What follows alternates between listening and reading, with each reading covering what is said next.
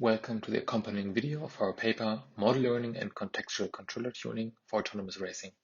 In this video, we demonstrate our learning approach on a custom hardware platform with 1:28 scale miniature race cars. Before starting with the results, we want to give a short overview about the hardware system. The car's position and orientation is measured by a motion capture system, and the full state is estimated by an extended Kalman filter. The model predictive controller then computes the optimal input, which is sent via remote control to the car. To account for errors in the nominal model, we learn a parametric residual model. To this end, we store state and input data from the last lap, based on which we compute the regression coefficients denoted by C. The controller then gets an up-to-date estimate of the residual dynamics, which it uses to improve its planning strategy. In our paper, we propose to use the regression coefficients C as so-called context variables.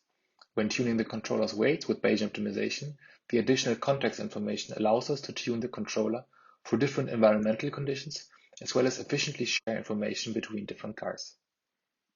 In the first step, we show the first car's behavior when the controller uses only the nominal model.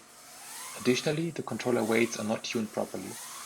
Note that the car's trajectory is clearly suboptimal and regularly bumps into the track's boundaries. Next, we switch on the model learning component. Note that the car's behavior changes immediately. While the trajectory is still relatively curvy, the car does not bump into the track boundaries anymore. We now use Bayesian optimization to tune the controller's weights. Note that since this is the first car, we do not have collected any previous data that can be used as context information. In order to eliminate transient effects due to changes to the controller on the fly, we only use the lap time from every second lap. As this process takes a while, we speed up the video.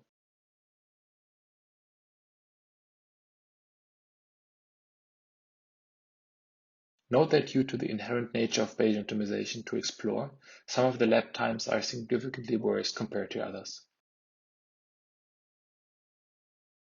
The best lap time was found at iteration 15.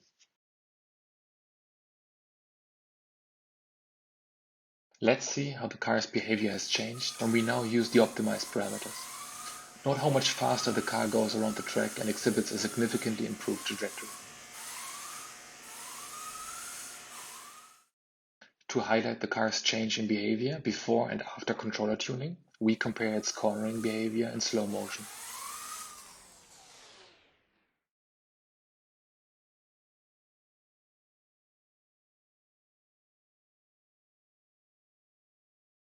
We now switch cars.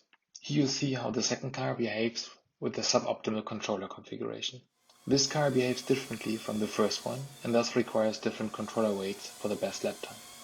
We encode the difference in behavior via the regression coefficients of the residual model. To find the optimal controller configuration for car 2, we now make use of the data we have collected with the first car. By exploiting this data, we obtain prior knowledge about the cost function's response surface. As a result, the optimizer does not need to sample the full parameter space, but instead is directly guided to promising areas.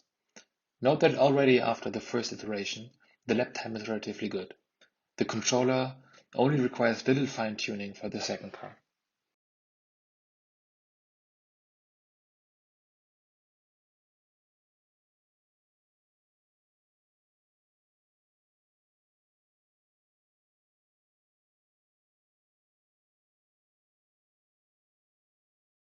After controller tuning, the second car's lap time is also greatly improved compared to the initial controller configuration.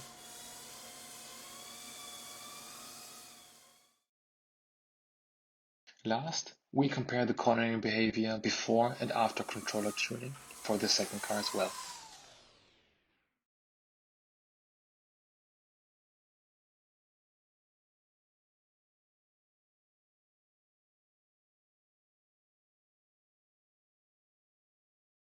To conclude, this video showed our framework for joint model learning and controller tuning.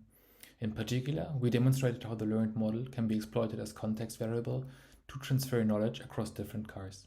In the full paper, we present more details on the residual model as well as additional results for more context.